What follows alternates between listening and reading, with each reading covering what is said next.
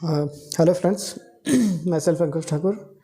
और आज हम देखेंगे कि समुद्रगुप्त का साम्राज्य जो हमने पहले सीख लिया था कि मानचित्र में कैसे भरें, उस संबंध में हम यहाँ पे टिप्पणी करने जा रहे हैं।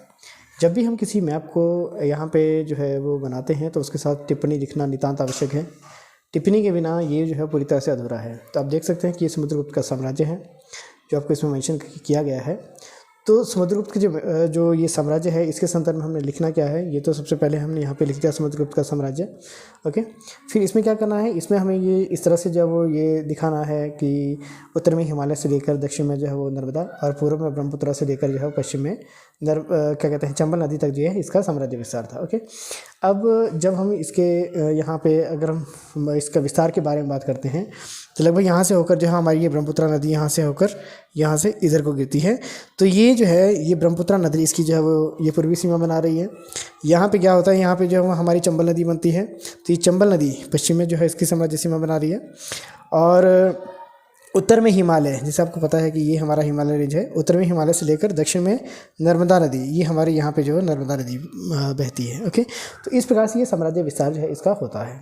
तो सबसे पहले हमने करना क्या होता है, सबसे पहले जब हम बात करते हैं समुद्रगुप्त के साम्राज्य की, तो हम इसमें देखेंगे कि समुद्रगुप्त जो था वो एक महान और प्रतापी एक सम्राट था जिसने अपनी विजयों के कारण जो है वो विशिष्ट उपलब्धियां जो है हासिल कर रखी हैं। और इसी के आधार पर जो है डॉक्टर वी स्मिथ ने उन्हें जो है वो भारतीय नेपोलियन की संज्ञा प्रदान की है।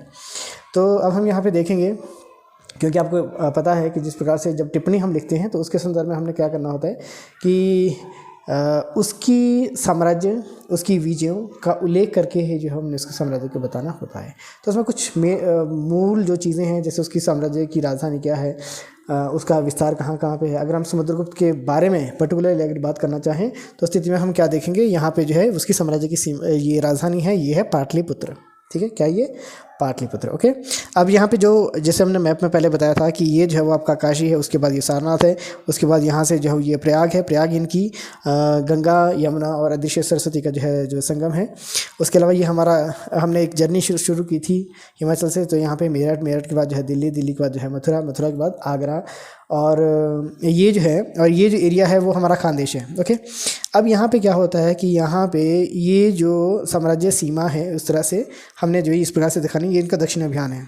सबसे पहले हम बात करते हैं यहाँ पे उत्तरी भारत में, क्योंकि समुद्रगुप्त के बारे में हम जब पहले बार हमने बात की थी तो समुद्रगुप्त ने उत्तरी भारत में अच्युत, नागसेन और कोट वंश के राजाओं को पहले जो उसने पराजित किया था। फिर अच्युत और नागसेन ने कोट वंश के शासकों के साथ मिलकर जो है वो 7 अन्य राजाओं के साथ मिलकर जो उस संघ को पराजित किया था। ठीक है, तो मीन्स 9 राजाओं के संघ को जो उसने पराजित किया था उत्तरी भारत में। ओके, अब उत्तरी भारत में उसके 9 राजाओं के संघ को पराजित किया था और उन पर अधिकार कर लिया था।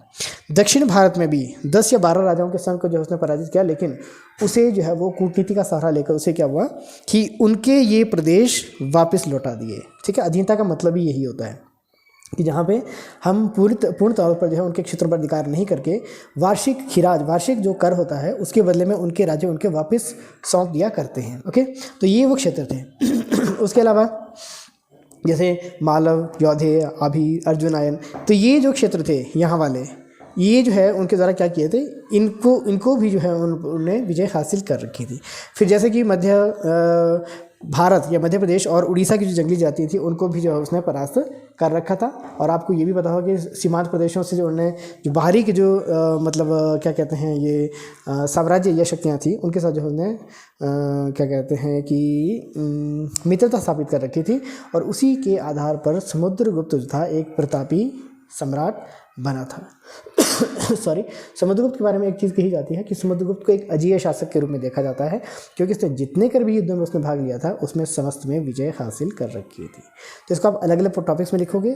सबसे पहले जो है समुद्रगुप्त की भूमिका, जैसे समुद्रगुप्त को भारतीय नेपोलियन की संज्ञा दी डॉक्टर वी स्मिथ ने। ठीक है, और उसकी विजयों के आधार पर जो है उसे ये नाम दिया। ठीक है, उसके बाद हम लिखेंगे, पहला पॉइंट हम लिखेंगे उत्तरी भारत की विजय, दूसरा पॉइंट हम लिखेंगे दक्षिणी भारत की विजय, गणतंत्रीय जातियों पर विजय, जंगली जातियों पर विजय, और सबसे महत्वपूर्ण जो है वो साम्राज्य विस्तार मैं आपको यहाँ पे जूम करके दिखाता हूँ।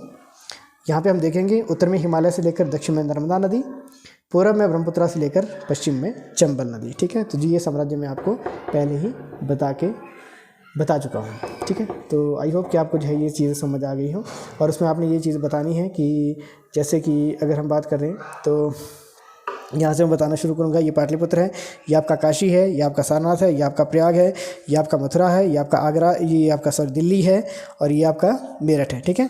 और इसके अलावा जो है यहाँ पे आपका ताम्रलिप्ति भी आएगा, यहाँ पे आपका जो है नेल्लौर आ जाएगा, फिर यहाँ पे कांची आ जाएगा, यहाँ पे आपका मदुरई आ जाएगा, यह एरिया आपका खानदेश आ गया। ठीक है। यहाँ से होकर जो है वो वापस अपनी राजधानी वापस लौट जाया करता है। तो ये जो टिप्पणी होगी इस आधार पर जो आपने लिखनी है, मतलब आप ये मान के चलें कि इसको आप जो है आपने लगभग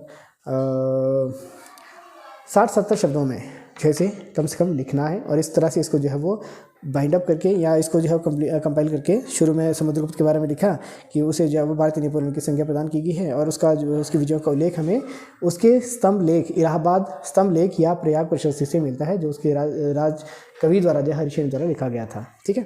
उसके बाद उत्तरी भारत की विजय, दक्षिण भारत की विजय, गणतंत्री जातियों पर विजय और जंगली जातियों पर विजय, उसका साम्राज्य विस्तार। ठीक है। साम्राज्य विस्तार, ये जो मैंने एक डायरेक्शन में जो इसको बताया है, इसी के माध्यम से जो आप इसको 2-3 लाइनों में जो इसको आसानी से इसकी व्याख्या कर सकते हो। तो इस तरह से आपने इसमें टिप्पणी लिख देनी है। आई होप कि आपको जो है पसंद आया होगा। तो इस टिप्पणी को उस मैप के साथ जो आप ज़रूर उसको जो है कोलैब करके इसको अधिक से अधिक जो है वो शेयर करें, ताकि आप इसको आसानी से समझ सकें। Thank you so much.